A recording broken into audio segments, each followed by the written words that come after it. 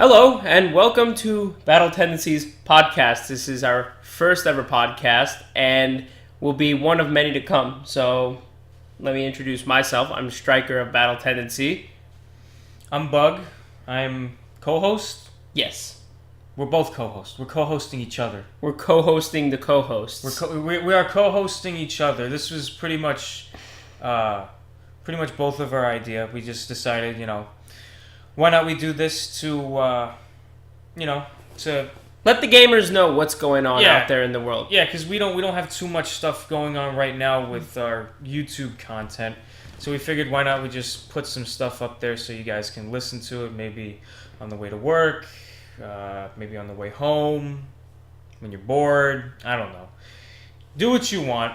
The world is your oyster. Battle Tendency is your oyster. We are going to talk whether you like it or not, and I don't care about what you think or your opinion, so you're just going to have to fucking deal with it, alright? You're just going to have to deal with it. If you have a problem with me or my opinion, go walk off a pier, okay? What if they want to? If they're playing Pokemon Go, if maybe a good Pokemon is there. If they want to walk off a pier, be my guest. Maybe their life isn't going so well. Maybe they keep catching. Or maybe they're just looking for Gyarados. No, you can't get a Gyarados like that. They're probably fed up with catching Pidgeys all day, like me. We will get more into that. By the way, that's one of our topics. One more thing that I wanted to say is that our podcast hosts is not always going to be set in stone. There's always going to be different people hosting the podcast. You are always going to see me and Bug, but we're going to have a couple of guest hosts. We're going to have a couple of recurring stars. So it's all a matter of who we're able to get for the podcast. But for the initial one, it's the old Kingdom Hearts crew. Yeah, so we're basically your main two losers doing this every week, and sometimes we'll get some other losers to join us as well. Yeah. So a whole bunch of losers just informing you guys, the winners, of the gaming news out there. Yep. So why don't we start this off by saying, what have you been playing, Bug? What have you been playing? I'm that one hipster that... I'm playing Pokemon Red on my phone. I'm emulating Pokemon Red on, the Game Boy emulator on my phone, because I have Pokemon Go, but I don't like going outside and walking in the summer, because it's way too hot for me. Humid, yeah. 2, I go to work, and then I go home every day, and I take the bus. And there's not too many Pokemon I can catch on the way there. I don't go past any parks, or stuff like that, because that's where most of the Pokemon are. They're in parks. So I spend 5-6 hours a day at work. On the way home, I catch maybe 3 or 4 Pokemon. But for the most part, instead of even working at work, I just play Pokemon Red or RuneScape. No, I haven't played that for a while. But the world has stopped. Funny you mentioned Gyarados before. I actually I evolved my Magikarp into a Gyarados, and I'm up to the 5th gym right now. I'm about to go into Saffron City, who has, it's Sabrina, that's the gym leader. She has Psychic-type Pokemon, and if I remember correctly, Psychic types are weak against Ghost and Bug. And the irony. The reason being is human psyche, the mind and everything. The mind is afraid of bugs, and ghosts. Really? That's why it's psychic, the brain, human brain. There's a tendency fact for you. They're like Snapple facts. There's a battle tendency. Sorry, I just had to say that. Yeah, because we that's the last thing we're missing from this recipe is just insert random product placement. I mean, it's not really a product, but But yeah, to say the names. I've been playing Pokemon Red. I actually caught my Snorlax. Hey! And I'm ready to continue. What about you? What have you been playing besides Grand Theft Auto? Grand Theft Auto. Anything else? I have been playing a little Call of Duty Black Ops 3. What else is new? Nothing. I'm a very simple gamer. But I will tell you why I've been playing Grand Theft Auto. And we're going to use this to segue into our first topic. Grand Theft Auto. Very professional. Yep. Just announcing. What a just really announcing the segue. What a really forced segue. So we were actually going to talk about it anyway. So that's why. The reason I've been playing Grand Theft Auto is because they just had a new update come out, the stunt race update. Mm-hmm. Now, what happens is in that game they added these new types of races. It's literally like Hot Wheels races. Justin was playing that. He was playing with me. Yeah, my brother was playing that with you. And I saw him play that, and it was kind of like NASCAR when they're like all around like oil tanks or something on the side, and they blow up if you hit into them or something like that. So I remember he was playing, and I told him, I was like, "What the fuck are you playing? You playing NASCAR?" And he's like, "No, it's Grand Theft Auto." I'm like, "Yo, turn around, hit those other people, because like you keep going in the oval." So I tell him, turn around and go smack into people. You're one of those people. So let me stunt races. Me, I was never I never had the thing to go do the extra stuff in Grand Theft Auto because I felt like if it didn't pay well enough, it wasn't worth my time. So they have like golf, they have darts, they have arm wrestling. You guys can go swimming. You guys can go jet skiing. But if it didn't pay enough money, I didn't play it. But when I started playing stunt races, it didn't pay like a lot. But it was really fun. I was actually enjoying myself. On top of that, they included with it premium races. Premium races changes every day to a different class of car and to a different track. But there's a $20,000 buy-in to the race. Winner takes all. You win first place in that race, you walk away with $100,000. Do they have any ice cream truck races? No, they don't. I'm sure That's the only way I would play is if they had ice cream truck races. Yes. Bug used to play ice cream truck races back in Grand Theft Auto 4. That and bumper choppers. That was fun. Bumper copters. That was fun. Yeah, I can imagine. That was freaking fun. You just go to the airport and you just... just blowing everybody up. Crazy. So, what ended up happening was premium races are really fun, and I found out that I'm really good at it because I'm good at driving. I was like, oh, hey, finally a game mode that rewards my great driving, because there's no races in the game that offer more than, I'm going to say, 11,000 if you win first place. So you started making lots of money off of this? Well, there's the problem. Is even though I'm a good racer, the races are still contact races. They're not non-contact races. What does that mean? Meaning, you still have the option of bumping into other people. But that's how you're supposed to race. Really? When you have that much on the line, I believe that should be a non-contact race. Nah, because that's not fun. I don't think that's fun. Okay, alright. There have been several times when I was an ass. Okay? I was in second place and I was behind this guy who was driving really carefully because he wanted to secure the win. What do? I shunt him from behind and I send him off the cliff. That's what you're supposed to do. It's Grand Theft Auto. You don't tell me you're the guy that stops at the stoplights. No. You try to drive like it's real life. Like, oh man. No. But when you put on my blinker, when you get in, gonna get me. When you 3 get stars. When you get into first place in a premium race, you start to get a little paranoid. What if I mess up? What if someone hits me from behind? You start Don't mess up.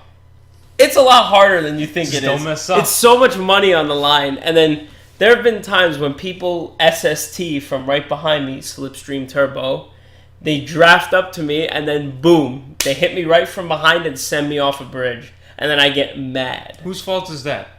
Their fault. That's your fault. Why is it my fault? Because you could have dodged.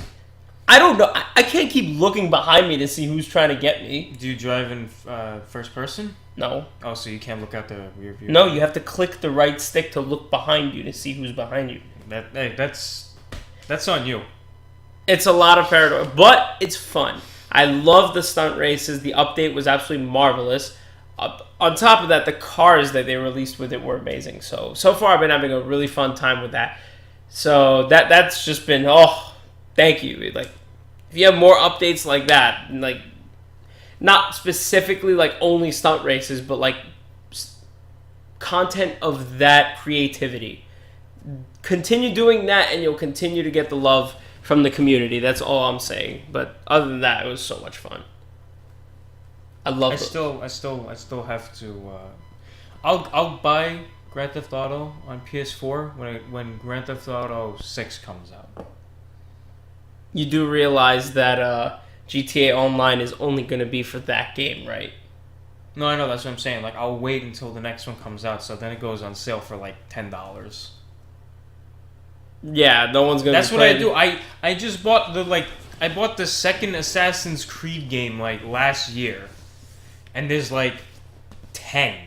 I bought the second one last year, and I'm looking at the third one. Oh, I was looking at the other one, Brotherhood. It's between 2 and 3. And I'm just like, oh. Brotherhood's way better. But I was looking at Brotherhood. I was looking at the price of Assassin's Creed Brotherhood, and I'm just like, $5? Ooh, that's a lot. I'm gonna wait. You cheapskate. Because I bought. Because you're spoiled with Steam sales. I actually did not buy anything during the Steam sale this year. Really? And last year. I've been 2 years without buying anything. You're 2 years sober? The last game that I bought... Yeah, the last game that I bought was Overwatch. That was the last game that I bought. And that's for full price? And that was full price. And I haven't bought another game... Even before that, I haven't bought a game for about like 3-4 months, I would say. Wow. Yeah, I don't need to keep... I mean, like, I have a lot of games, but, like, I don't need to keep buying, like, more. So, want to talk about Pokemon Go? Sure. And how you're the only person in the world that doesn't play? Don't hate everybody. It's just, I'm just waiting for them to get better servers, that's all. The servers are fixed. Really? Download it. Just download it. The servers are fixed. They fixed all the problems already. It's just... You keep catching the same Pokemon if you don't, like, go anywhere. That's why it's called Pokemon Go.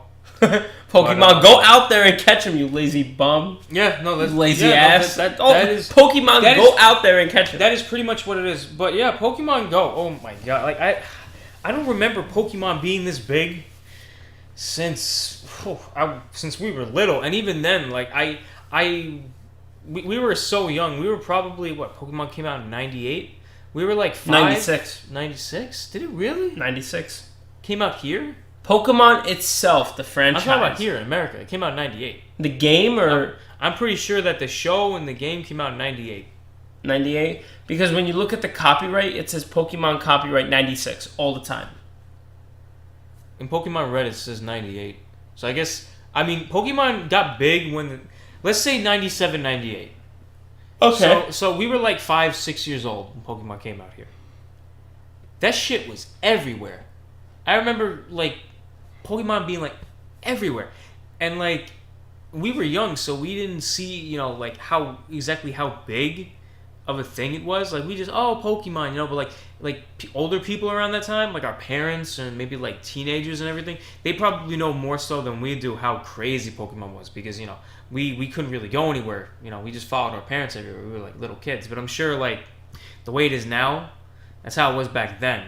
Because now, you go walking down a block in the city and you see all these cafes with, like, Team Mystic 10% off, Team Valor 10% off, Team Instinct. It's amazing. Like, how many places it's even on Facebook. Even on Facebook, I saw like Models Sporting Goods. Yeah, they have like, if you're higher than level 5 in Pokemon Go, you get like 15% off.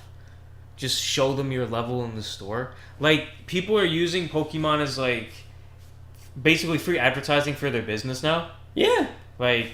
Look at T-Mobile. T-Mobile had the biggest one. Yeah, I have T-Mobile too. Do you really? Yeah, I have T-Mobile. So that's another. You get free bonus. Data for a year for Pokemon Go if you're T-Mobile. So that's another bonus of having T-Mobile and only paying $30 a month for that shit. But Pokemon Go is absolutely crazy. The only thing I don't like about it is that while we don't live in like the city, this is kind of suburbs. You know? Mm-hmm. Like, this is, like, suburb New York City. But, like, you can only find Pokestops on, like, the bigger streets, which are only, I would say, maybe only 2 or 3 streets around here. Really? But if you go into Manhattan, everywhere. Everywhere there's Pokestops. Isn't Empire State Building a gym? Yeah, Empire State Building's a gym. But the other thing is, like I can't really complain that we don't really have any Pokemons, any Pokestops other than like on major streets around here, because some people live in like Tennessee and they have like one Pokestop per like 50 miles. Yeah, like 50 miles. So can't really complain, but like it's just crazy. Like that's the only thing I'm not too really happy about is that around here there's not many Pokestops, and the other thing is. It's a good thing, but it's a bad thing that you need to move around to play Pokemon Go. And I don't mean like you have to exercise. I mean like you really have to go to other places. Because my brother goes to the beach every Sunday. Sunday, I am fucking exhausted from working 6 days a week. I just want to sleep on Sunday. He goes to the beach, he catches like 50 Pokemon, everyone's putting up lure mods, and he's playing with like 200 people playing Pokemon on the beach, And the thing is that the Pokemon that he catches at the beach, you can only get at the beach. So it's like, how the fuck am I supposed to go and get these Pokemon if I don't want to move and go anywhere? I was like, I could spoof it. I'm just lazy. That's what the problem is. I'm just lazy. But I have a good reason to be lazy, because I actually work. A lot of people, they don't even work and they're lazy. So, but yeah, Pokemon Go. Crazy. You should download it. It's fun. Did I tell you what happened? What happened? About 2 weeks ago. We're almost finished with the Pokemon Go stuff. But I go out walking around like 11 o'clock playing Pokemon with my brother. Really? And we just walk around everywhere, and we get back to my house, and then we're about to go inside, and we're like, oh, let's I activated something where it draws like Pokemon towards me.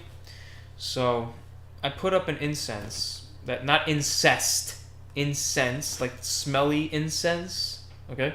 Alright. So not incest, just pointing that out. So I put it up, and I'm waiting for Pokemon. All of a sudden, you see a mod go up. Mod basically it's a lure. So like a lure? Yeah, it's like a lure. Lure. Everybody says it's different. I say lure. So one pops up at the athletic field right by my house. It's fucking 12 o'clock at midnight. It's a Monday night. We go over there. There's 20 people. 25 people playing Pokemon Tuesday morning until like 1 o'clock in the morning. Like Monday, like Monday midnight to like Tuesday. Like an hour. People pulling up in cars, going like, yeah, man, Pokemon shit's like crack, man. Like, it's crazy. But yeah, like, it's... And the other thing is, like, it's making people communicate with, and talk to people that you never think that you would speak to. Ever on a normal basis? Yeah. Like, I've never talked to you, sir, but because of this wonderful app that we're all using to catch mysterious, magical creatures, like, now I'm gonna actually engage in conversation with you. Like, I'm in my early 20s, and these other guys that were out, there was a few guys that were older, like probably in their 30s and 40s, but there were also like a bunch of young kids out, like 18 years old. But these kids look like those douchebag kids that like just start shit with everybody in like high school. You know what I'm talking about, right? Yeah. Yeah, like you walk down the street, you mind your own business, they go, hey faggot, like those kind of kids. So I'm just like, I would never talk to these kids in my entire, like, I would never go out of my way to communicate. I'd rather shit in their general direction than speak with these kids. But like, it was just so funny, because like, I just see this one schmuck, looks like he's like one of those old Asian ladies with like the visor and like doing the aerobics shit around the park. He's walking around, he's going like, yo man, I just caught one of those crab motherfuckers. And I'm like, crabby? He's like, yeah, one of those crab motherfuckers. I'm like, these people don't even know the names of the Pokemon they're playing. Like, they don't know anything about Pokemon and they're playing this. They just want to like fit in. They see a frog Pokemon and say, oh, yeah, look, it's that boy. Yeah, exactly. It's that boy. Yeah, but the thing is that they see Pokemon and they're like, yo, man, it's like, if they're like 17, 18, Jesus Christ, were they even born were they like 1 year old when Pokemon Red and Blue came out? So they probably can't remember that shit. So they're like, oh, yo, man, look at this nostalgia, man. Nostalgia. I remember Magikarp when I was 1 year old, man. Fucking yeah, Pokemon. And then it's like, what if they release new Pokemon? Like, are they going to stop playing because they don't know any of the new Pokemon? There's like 700 Pokemon. There's only like 142 released right now. So it's like, what happens when the new one comes out? Anyway, we're going on with Pokemon Go way too long. Long story short, you should download it. Just don't be upset that you keep on catching Rattatas and Pidgeys and all that shit. Because that's all you can get around here. Really?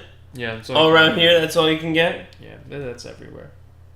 So let's talk about the new NES. Yes. I was really excited to talk about this. So, I kept seeing this thing on Facebook.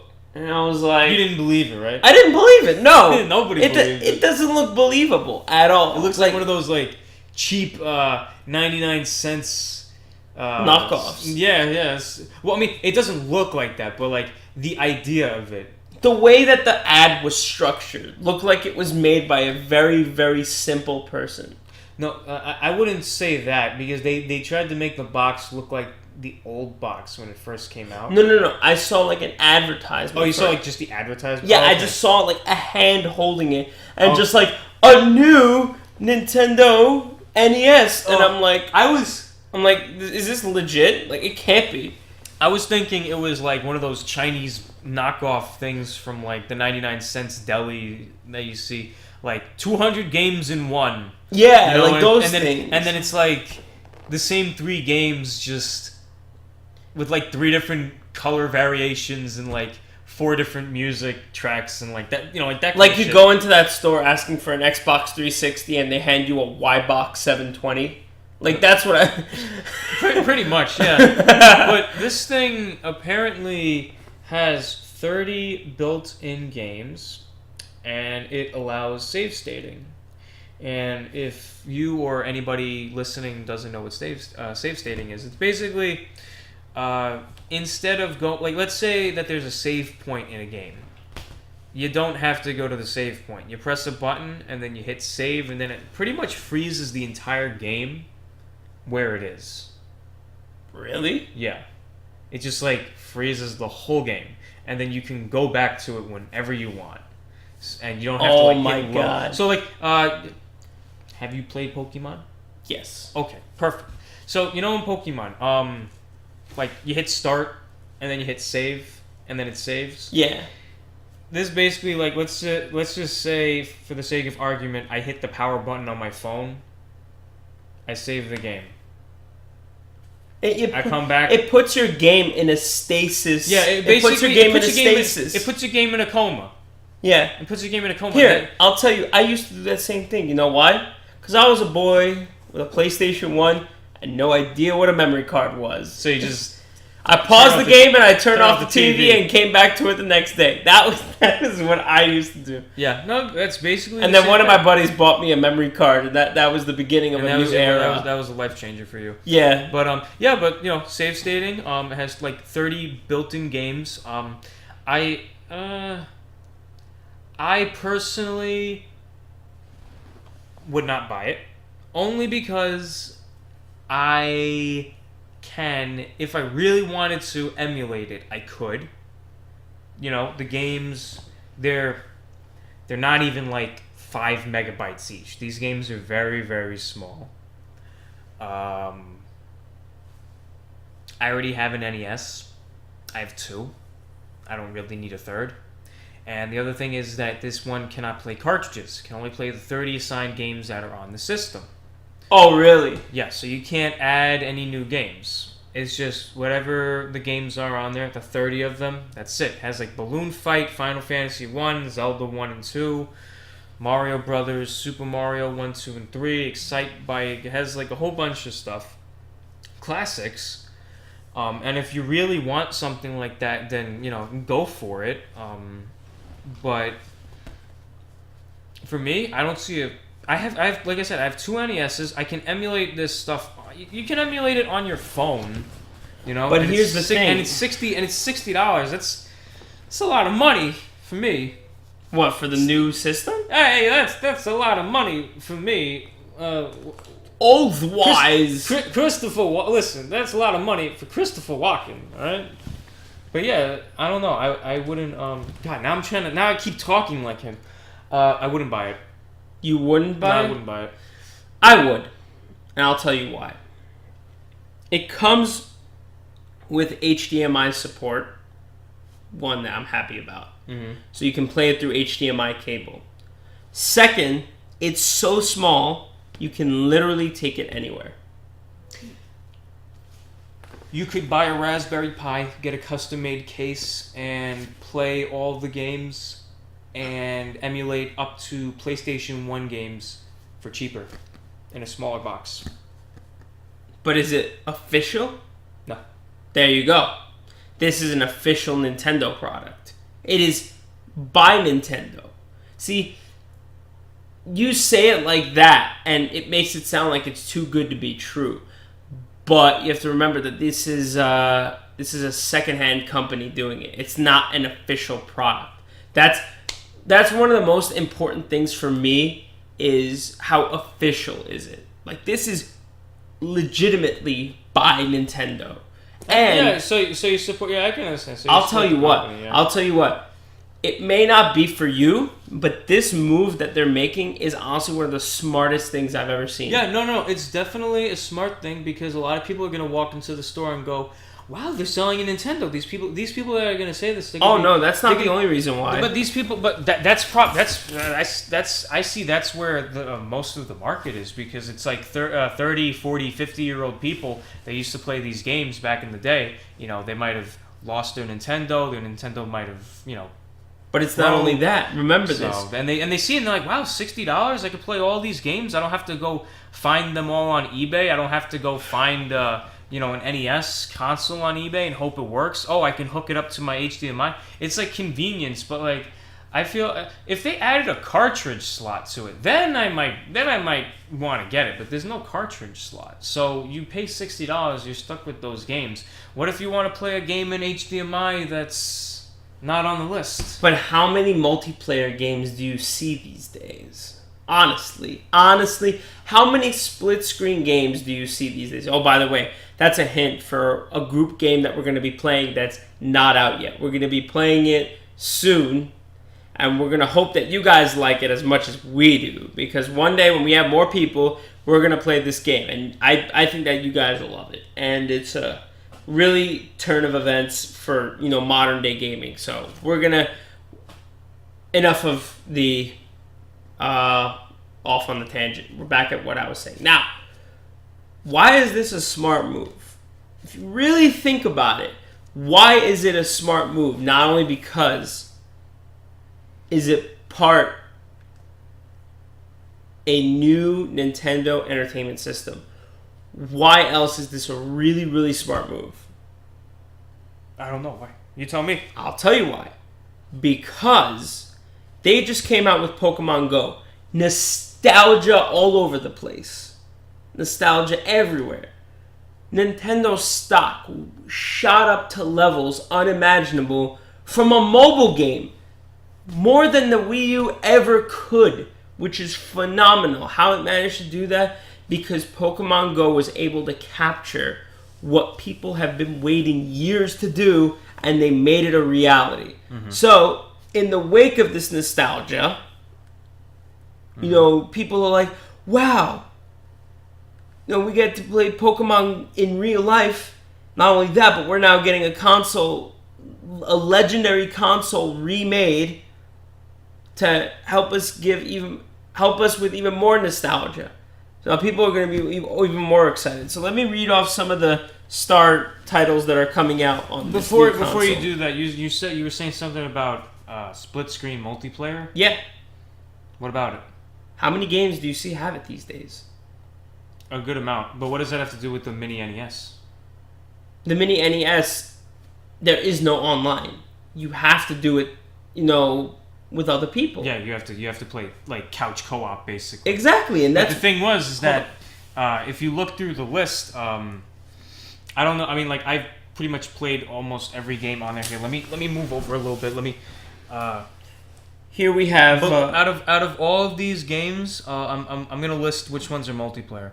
Balloon Fight, Bubble Bobble, and this is like 2-player at the same time, I believe. I know Balloon Fight for one. Bubble Bobble, I think so. Donkey Kong is multiplayer, but I don't think it's definitely not at the same time. Double Dragon 2, I think.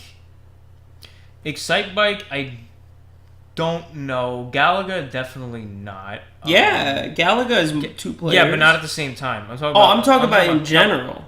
I mean, okay. I mean, yeah, there's a good amount. I would say maybe like a fourth of the games. Like, look at all these games that are jam-packed into this little console. It's amazing. For $60, I'd hella buy that. Yeah, but I could save $60 and get these all on my phone in less than 5 minutes. Yeah, and where's the fun in that? When you're home alone. I'm playing Pokemon Red on my phone by myself at work. That's a single-player game anyway. I think I'm having fun. And besides, I don't think that I would have a lot of fun playing NES games multiplayer. Really? Yeah, I don't think I would, because it's... I don't know. It's just... It's too old. I need stimulation. You spoiled shit. I need stimulation, man. Stimulants! Yeah, that's what you need? Stimulants? Yeah, I need drugs. I need stimulants. I need some nice kush. So... I don't know. You'd buy it. I wouldn't buy it. Let's talk about No Man's Sky. I've been hearing so much about that game, but it hasn't come to fruition yet. Like, I keep hearing about it. It keeps making its way in the Twitter sphere. In the Twitter sphere, whatever. You know, I'm quoting the captain from 21 Jump Street on that. You know, there's rumors in the Twitter sphere. You know, it's just that's what I just call it when people talk about crap on the internet. Like, you know, video games, politics. Oh, yeah, sorry. You know, any politics talked about on the internet is just... But I keep seeing it everywhere. But I hear about it and then it goes under. I don't hear about it for like another 2 weeks. And then it's like, oh, hey, a new thing about No Man's Sky. Hey, yeah, I know what you mean. It's like, hey... We have a brand new update for No Man's Sky. Now you can... Oh, jeez, I don't know. Now you can pause the game. Check back with us more next week. You know? I know what you mean. When I first saw it, I was actually very hyped up for it. I thought it was a really cool idea. And then the more information that kept on coming out, the more I wasn't interested in it, because... I quickly realized that even though they said there's like 800 fucktillion planets that you can explore, I'm 150% sure that these planets will all be pretty much the same thing, just different variations. Like that 201 game that you could find at a 99-cent store. You know? Like... This planet's going to have, you know, lava and blue mountains. This next one's going to have lava and pink mountains. The next one's going to have lava and green mountains. That kind of stuff. It's going to be generally the same thing with variations here and there. They made it seem like you can pretty much do anything you want, which isn't true. They said you can come into contact with other people. A lot of people are, and then they say that, you know, it's very hard to come into contact with a lot of people. Yeah, because if the universe is that big, what are the chances? Yeah, but that's what I was just saying. Like, the universe might be that big, but it's not going to be that interesting. Because it's going to be the same shit over and over and over. How do you know that it's not recaching the data and just sending you through the same place? You know how... You remember... Here's the best analogy. Remember in Super Mario 64 when you're going up the stairs to the final Bowser door? And it just keeps on looping. It keeps on going and going and going. And then you keep running and running and running if you don't have enough stars. And then you look behind you and you haven't gone anywhere. Right? You're just right where you started. Yeah. That's what I... like. when someone says a universe that big, I'd imagine that's the only plausible way to get it done. Is like that. Is to use that similar effect. I guess so.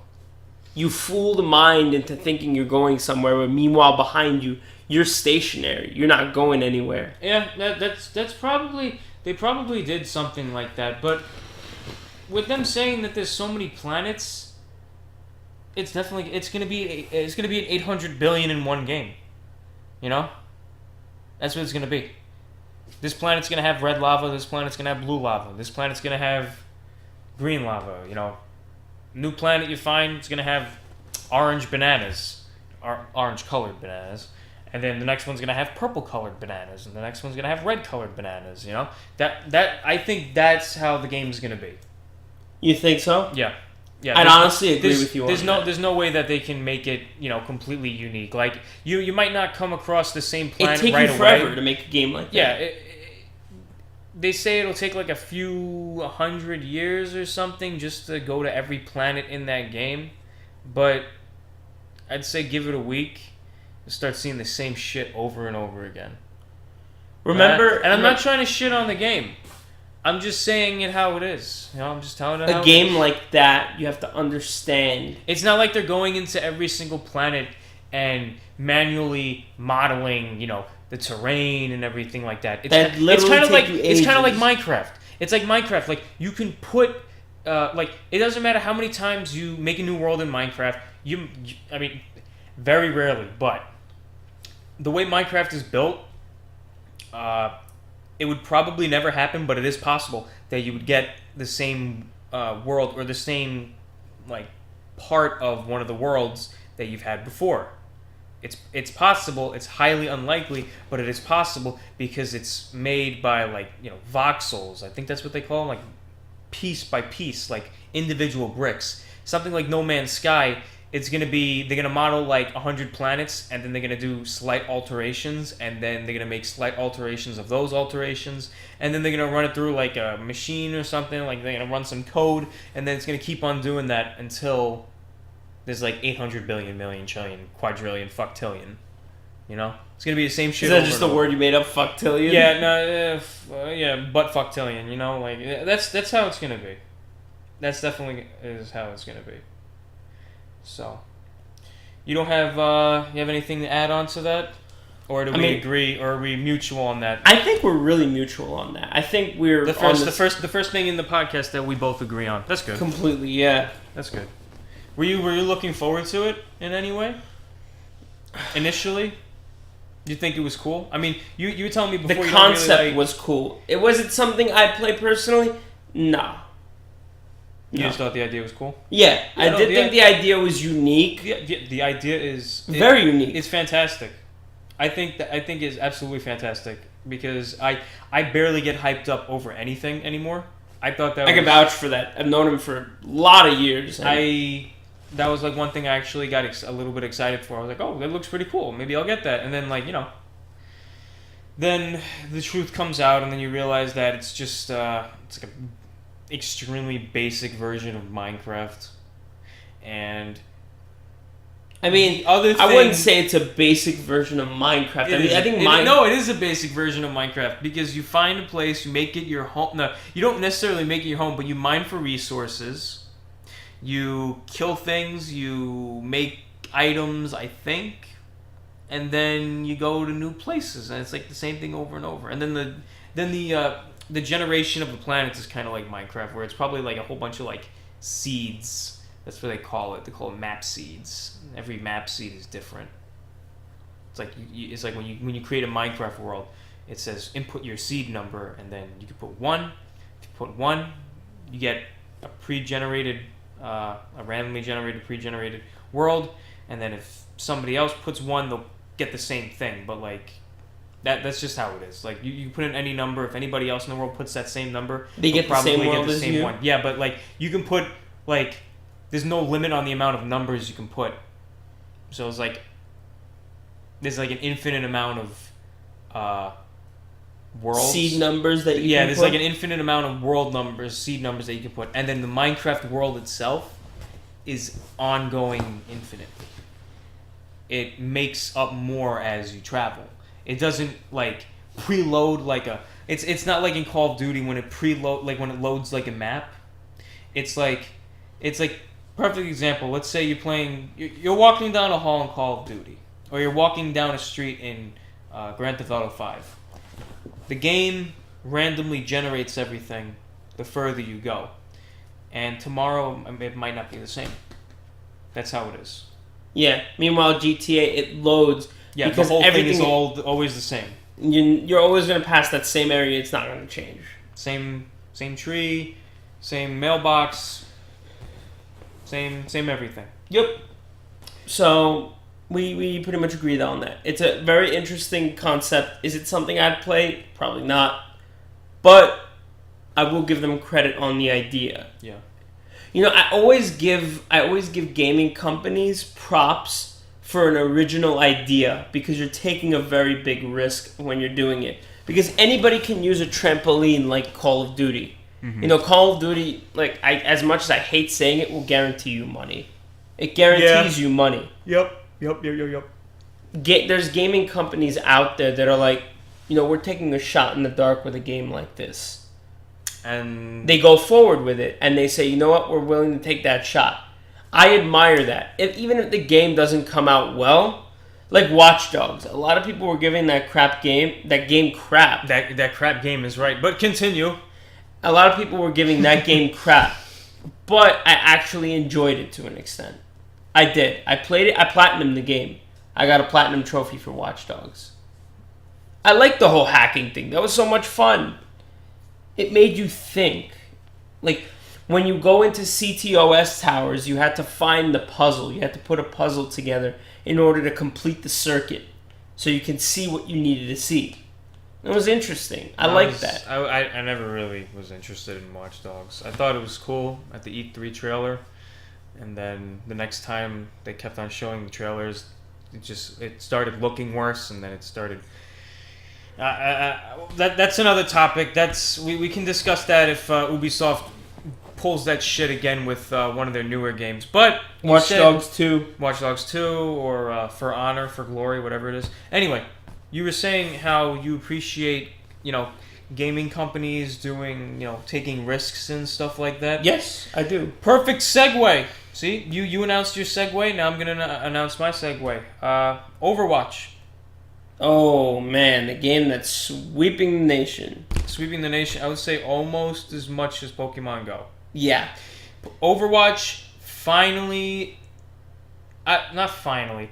I should have started that with League of Legends, finally, is overtaken by Overwatch. Overwatch is now more popular than League of Legends in Korea, I think it is. And League of Legends is fucking huge. Fucking huge in Korea. Okay? And I'm so glad that League of Legends is dying, because I do not like League of Legends. But Overwatch. Didn't you say you tried playing that game a few times? I tried, and everybody reported me because I wasn't playing the way they wanted me to. But you know what? What was that story you told me? What did you keep doing in League? Oh, I played some guy that... Stefan Six Blades. Six Blades? Was that from League? Yeah, no, it was Six Blades. But what happened was I played a character that would use magic, and I would buy items that gave physical damage instead of magic damage. And you were a troll, basically. And we weren't in a ranked game, so if we lost anything, if we lost the game, nobody would be upset. Not upset. Nobody would be penalized for it. So everybody still got mad, and then that's how I lost a good chunk of. That's how I lost contact with a lot of people. Really? Yeah. I also didn't like the fact that that's the only thing that was ever played by them. Because, hey guys, you want to go outside? Nah. League. Hey, you want to play a game? Nah, in a game. They wouldn't even say what game they're playing. They would just go, nah, in a game. And I'd be like, oh, I guess they're playing League, because what else would they play? You know? And then we always used to get on Skype, and then they'd be on Skype for like 3-4 hours a night playing League, and I'd just be sitting in there like for like 20 minutes, like, what do I say? Everyone's playing League, but now I feel included with Overwatch because it's currently my favorite game in the entire universe, and I am so happy that I finally share interest in a popular game, because now I'm not left out and I actually have things to talk about with people, which sounds very sad, but you know what? That's nothing for you. I've played first-person shooters my entire life, and I think it's about fucking time that everybody else started playing them instead of making fun of me for it, because the same people that make fun of me for not playing League are fucking playing Overwatch now. Assholes. Anyway, you haven't really played Overwatch that much, but I want to talk about something very important to me, and that is Hanzo. Dum dum dum dum. Do not pick Hanzo. If you pick Hanzo, you're gonna get reported for harassment. And I'm not even kidding. Somebody on Reddit, the Overwatch subreddit, a few days ago actually posted that because they were playing characters that were not viable in the meta, they were getting reported and they were banned. So they were playing characters that aren't really useful. Like there's no limitation, there's no restriction on what characters you can pick. It doesn't matter if you're on attack or defense. You can pick whoever you want, you know? But people can report you for picking a shitty character.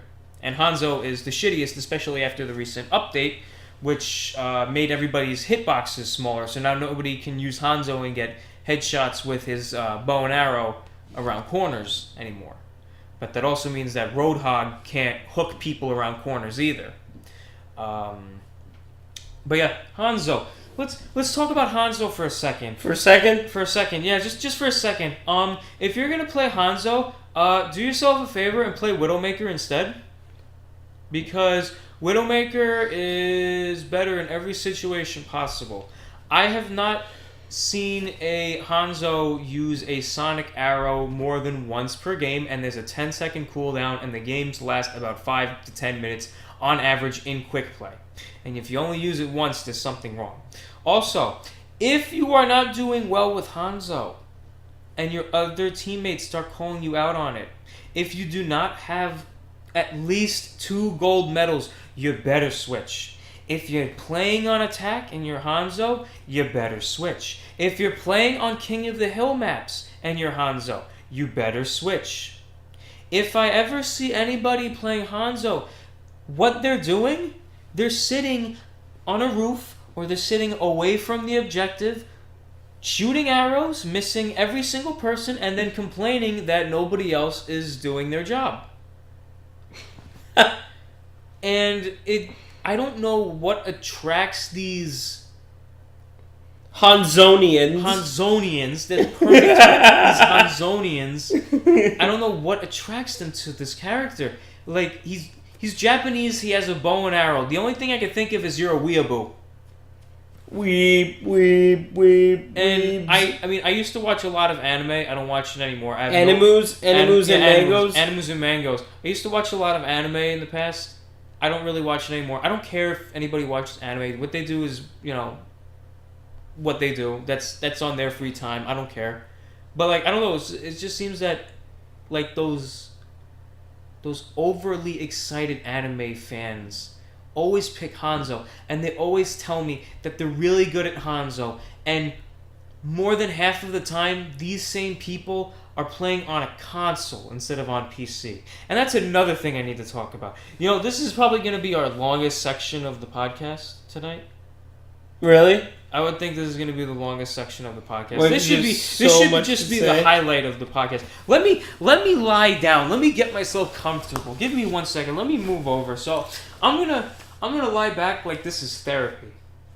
So we spoke about Hanzo. Long story short, don't pick him. He's not good. Widowmaker is is much better than Hanzo. The only time I could see somebody using Hanzo is maybe if the enemy team is stuck defending point B, and you're on attack, and you just can't break through that last point on like Volskaya Industries or Anubis. Then you use his ult, and then you try to make him use that crowd control, just try to make him disperse. But like other than that, there's really no reason to use him. And then they even came out with a new sniper, Anna. Anna's great. She can't headshot even though she's a sniper, but just her utility, her usage, she shoots, she can kill people and heal people by shooting them. She puts people to sleep and interrupts ults. She stops healing entirely with one of her abilities, and she gives a amazing stat boost to any of the other characters. That is infinitely more useful than Hanzo. Hanzo is like, I don't know.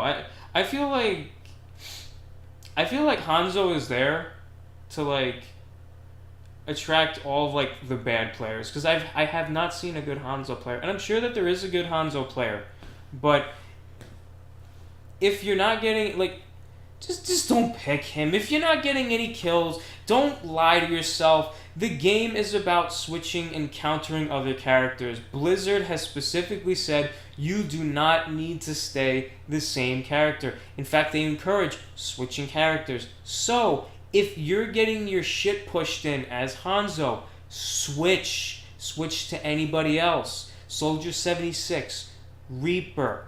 If you don't have a tank, pick Reinhardt. Pick Lucio. Pick Mercy. If you really want to play as a sniper, you can help out your team by picking Anna, but only if there's another healer, because Anna's not good by herself. Better yet, pick Widowmaker. Her ultimate ability, while it does not come out as much as Hanzo's Sonic Arrow, is actually a lot better because it goes... It's for everybody, and everybody has wall hacks, and they can see everybody. For like, I think it's like 30 seconds or something like that. I don't know how the exact time frame it is. But Sonic Arrow is no good. Scatter Shot's bullshit. Widowmaker counters... The only... Actually, now that I think about it, the only hard counter to Widowmaker is another Widowmaker. I've never heard of such a thing like that. No. Winston. And maybe Diva, if Diva can get there. I'm just talking. Right now I'm just talking to myself. I'm trying to think of counters for Widowmaker. But a good Widowmaker can even outsmart a Winston. See, the thing in Overwatch is kind of like rock, paper, scissors. Everybody counters each other, but the thing is that they just recently nerfed Widowmaker, where they made it so her body shots on full charge. Like, you have to charge up your... you zoom in and you charge up your shot. And then, like, the longer you charge it up, the more damage you do. So what happened is, because a body shot would be one-shotting a few characters, they had to nerf it. So they basically lowered that damage, but they increased her headshot damage to ×3. So it rewards players that actually know how to aim, Like, that's pretty much all I go for if I ever have to play Widowmaker. I just go for the head. But, Widowmaker is just... I don't know. I'm just trying to think. Widowmaker would be... much better choice than Hanzo. And please don't pick Hanzo in competitive ever at all. You've only said don't pick Hanzo about 5 times. You know what? I take that back. You can play Hanzo in quick play. I will allow you to play Hanzo in quick play. Oh, thank you for blessing us with your blessing. Yeah, Bug gives you his blessing. You can pick who you want, okay? Just don't pick who you want in competitive, because that's when people get really fucking mad. And I'm getting really sick and tired of having to carry everybody with a fucking Reaper, okay? Like, they tell you to win the game, you have to have a good team composition where you need a healer, a tank, a sniper, like assault characters. Doesn't really work out too well when you have 3 Hanzos, a Bastion, an attack Torbjorn, and you, and everyone's blaming you because you're apparently doing the worst out of everybody. Like, just stop. I'm gonna make a guide on how to not piss me off in Overwatch, and it goes for a lot of the other people. So, the other thing I want to talk about with Overwatch is the competitive the competitive system. And I was telling you before with the competitive system, it doesn't matter how your individual skill is. It's if your team sucks and you suck, you go down a rank. But what if you're doing really well? What if you have 3 gold medals? What if you were single-handedly... What if you have 30 kills and 1 death? And everyone else is being shitty? Like 4 and 30, 2 and 20. And here's the thing. KDR doesn't matter in Overwatch. Like, your KDR, however many kills you get, how many deaths you get, doesn't matter. Because the game's about, it's an objective-based game. But I mean, if you're dying that many times, then something definitely is wrong.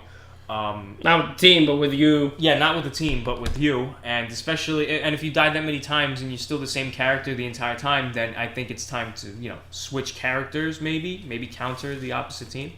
But basically, ranked's been out for a little while, and they they make changes here and there.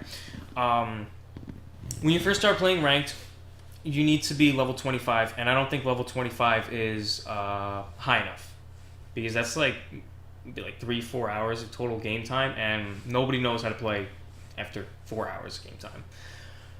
You play your first 10 matches, and based on your first 10 matches, how many wins you get, how many losses you get, and how well you do, they give you a skill rating, 1 to 100. Almost 80% of the players got average 50, which means it's about average. Halo does the same thing. Halo 5. After your placement, after your first 10 matches, the skill part of that goes out the window. You could have 33 kills, 1 death, but if your team doesn't win, it doesn't matter. You could be playing perfectly. You could be playing the most perfect game anybody has ever seen, but if your teammates are not doing their job, you will lose. And you can carry. You can single-handedly win the game, win the rounds, the matches for your team, but it is difficult. It's possible. I've done it, and I still have to do it to get myself out of ELO hell. But it is possible, but it is very hard, especially in a team-based game when it's like rock, paper, scissors. That's like trying to fight. That's like you being rock in rock, paper, scissors, and you're trying to fight like 1 scissor and 5 papers. That's how it feels sometimes. Jeez. And that goes on for about 5 to 10 minutes, depending on if you're playing quick play or ranked.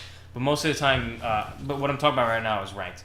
But yeah, after those first 10 matches, the skill rating goes right out the window, and let's say you played your perfect match, you lose, you go down in rank.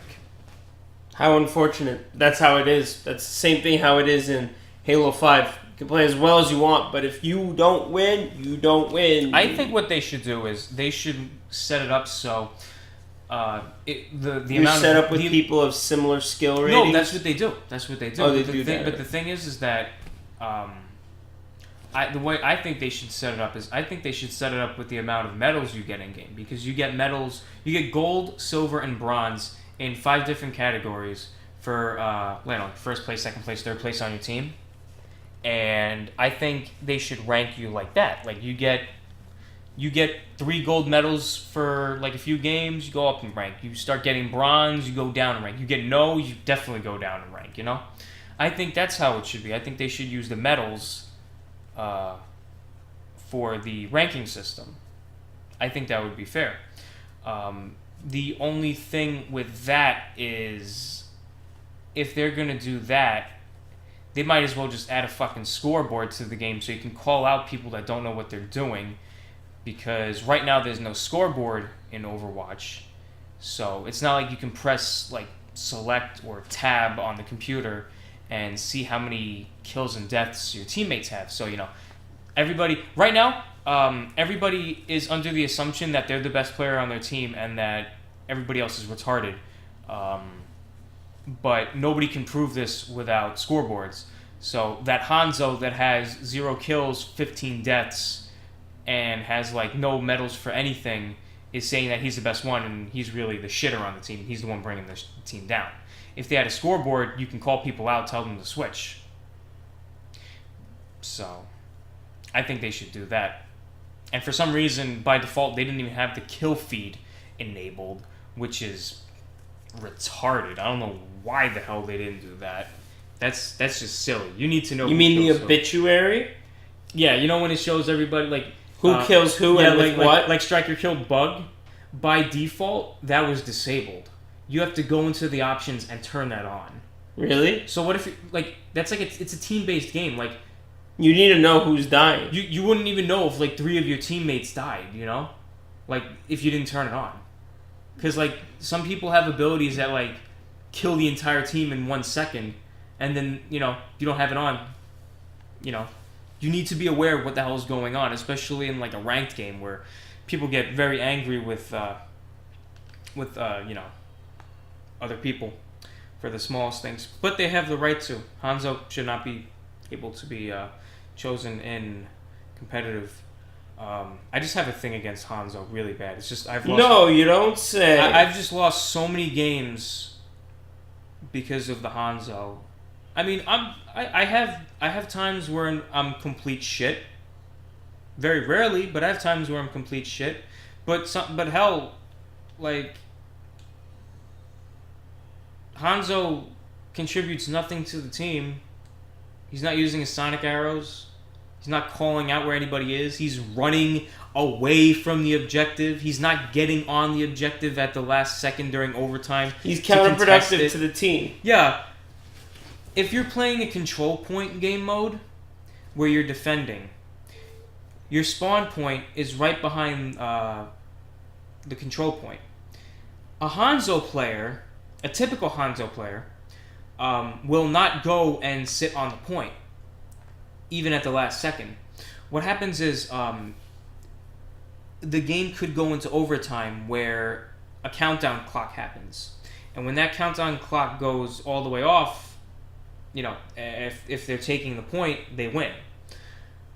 What a Hanzo will do is a Hanzo will watch the countdown clock go down and never move. When all he has to do is throw himself onto the point, doesn't matter if he lives or dies, he resets the counter. Once somebody steps on the point during overtime, it resets the timer completely. And a lot of people, Hanzos included mainly, don't want to do that because they're afraid of dying. In a team-based game where nobody can see how many kills or deaths you have. Besides yourself. Just dumb. So, just get on the fucking point. What is the point for not getting on the point?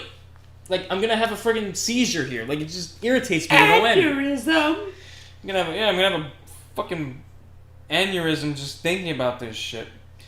Alright, next. I have one more thing to talk about with Overwatch. Oh my god. Very important. They are adjusting the game's they're patching the game differently for consoles than PC. So that means the balance changes are not the same.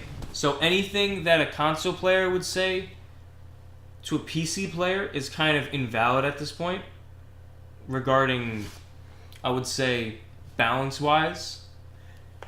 They actually nerfed the damage output for one of the characters, Torbjorn.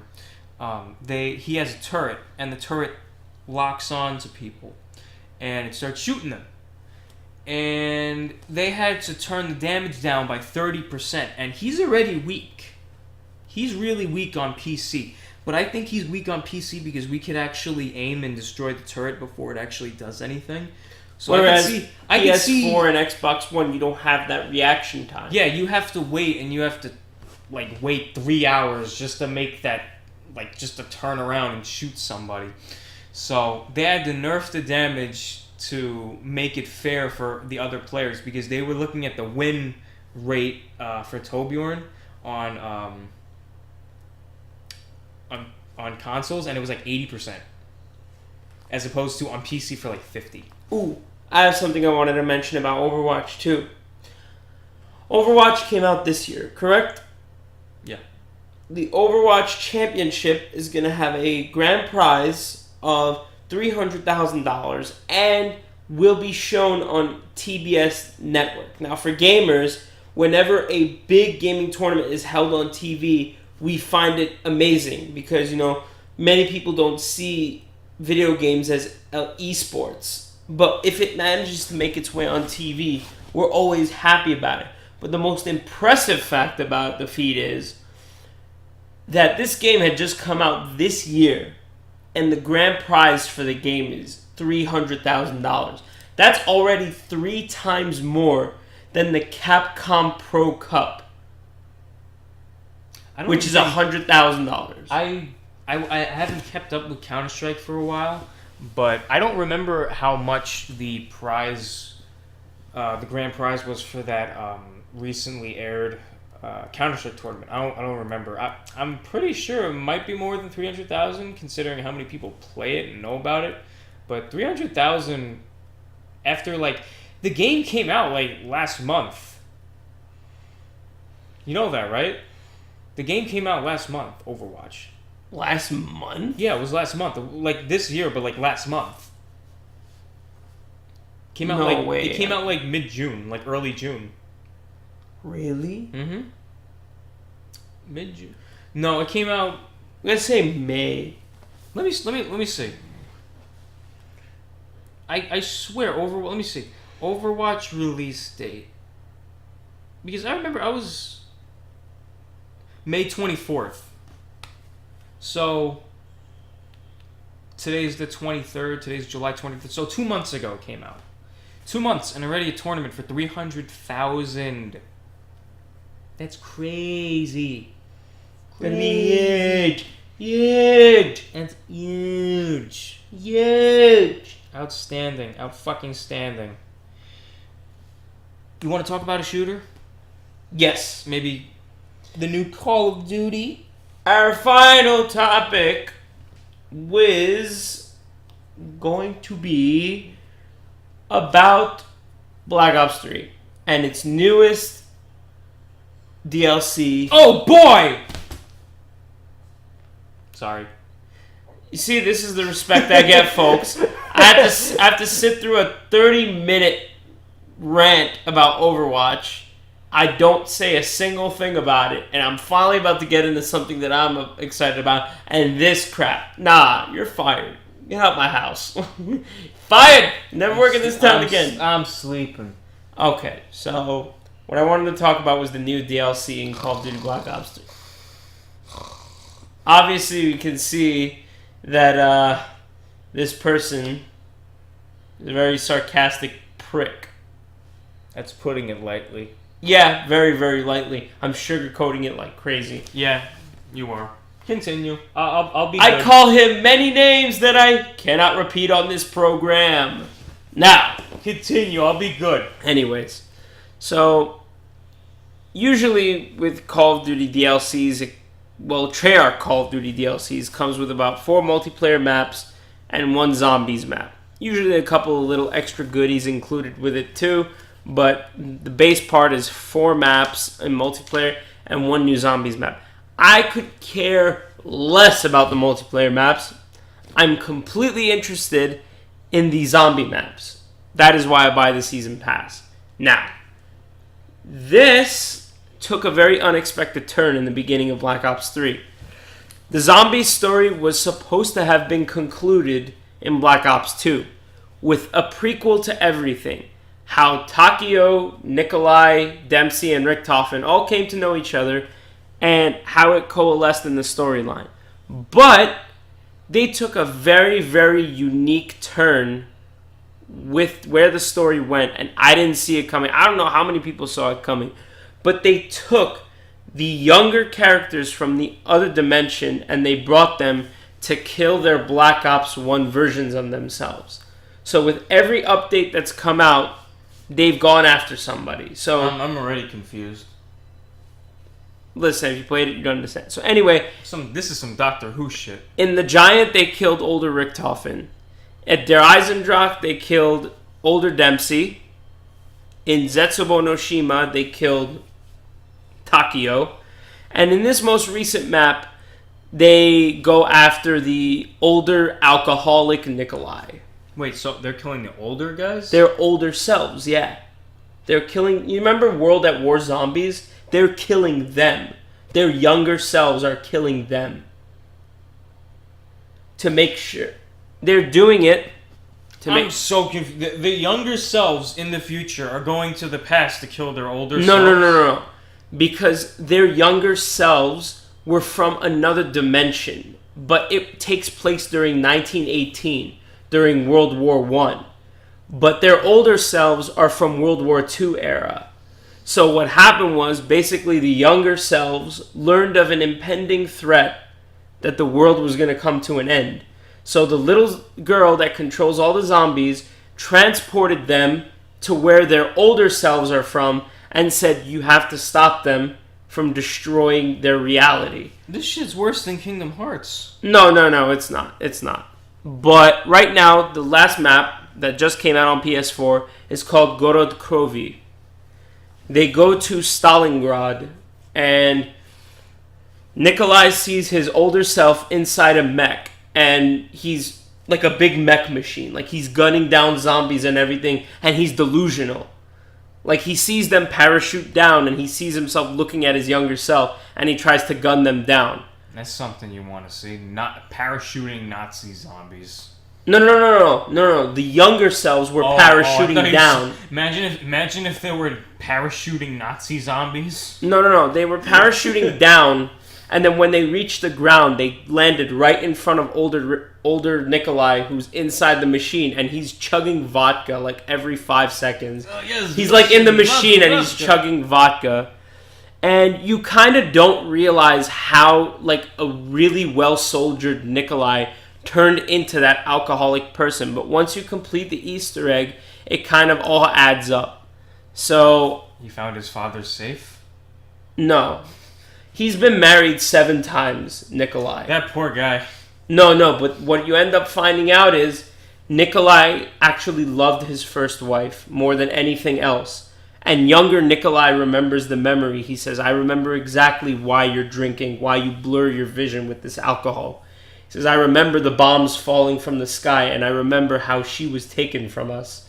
And then older Nikolai got so mad, and he was like, some things are forgotten for a reason. And he pulls a gun on his younger self, and he tries to kill him.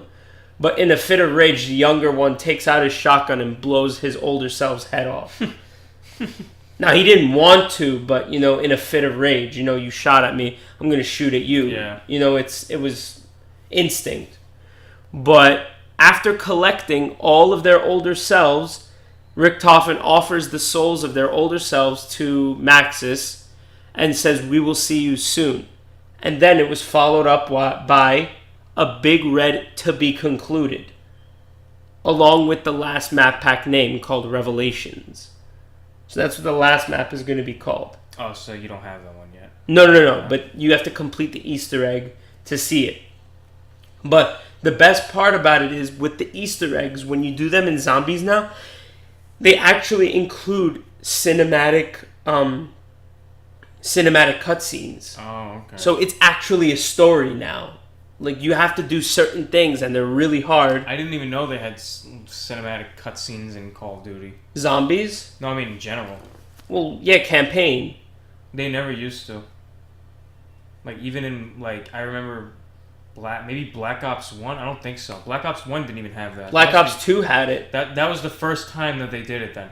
Because Call of Duty's main thing was interactions. They would tell the story without cutscenes like that. Yeah, you'd have like a soldier come up to you while they're holding a gun, explaining the situation, it's like a movie and then go into action. Now it's like a movie. But no, if you see the scenes, like, they're very powerful. Like, these are the reason they have to kill their older selves is because in Black Ops 1, in the last map, they all go to the moon, and Richtofen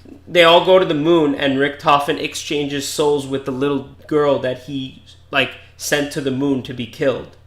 And then he becomes zombie overlord and ends up destroying the world. Man, this is supposed to be Call of Duty, not like Half-Life. The zombie story is actually a lot more interesting than the actual campaign now. That's how good it is. That's funny. It is good. It's very good, this story. So now I played the map. The map is really fun. They brought back an old weapon from World at War Zombies, the PSH. Oh, I know the little thing with the thing on top. Yeah. I think it's a PPSH. No. In this one, it's called the PSH. I thought it was a PP. So they brought that gun back in high demand, and people were so happy about it. They were like, "Oh my god!" But the map is really good. I liked it a lot more than Zetsubo no Shima. I think that was the most confusing map of all of the DLCs. Der Eisendrock is still my favorite. That map is beautifully put together. I played, I think, the first level by myself. I got like wave 3 and then I stopped. Oh, Shadows of Evil? There's the one with the city? There's like a girl. That's Shadows of Evil. Yeah, I played like three waves and then I'm like... There's actually a Shadows of Evil Easter egg as well. You know what happens? You spend like 2 hours getting this egg and doing Easter eggs with it, and then you're finally completed. You see it coming down, and then Richtofen comes out of nowhere, and he takes it, and he goes, "Oh, so sorry. Have a universe to save. Bye-bye." And then he runs through a dark hole, and he just disappears. So you did all that just, like, to have Richtofen. But the thing that he steals, the summoning key, is actually what he uses to entrap the souls of their older selves. That's why he needed it. It's like the new Kingdom Hearts, I swear to God. So, yeah. Go play it. If you haven't played it, go get it. Oh my god, I love it. Still, favorite order of zombies maps that I like in Black Ops 3 is Der Eisendrock, definitely first.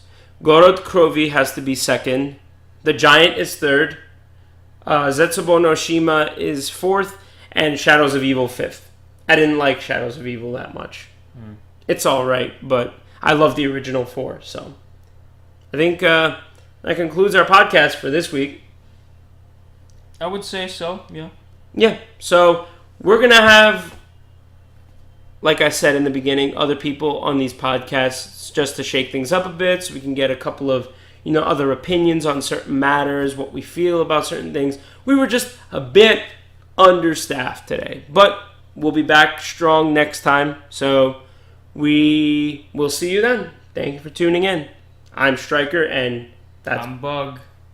This is Battle Tendency signing off.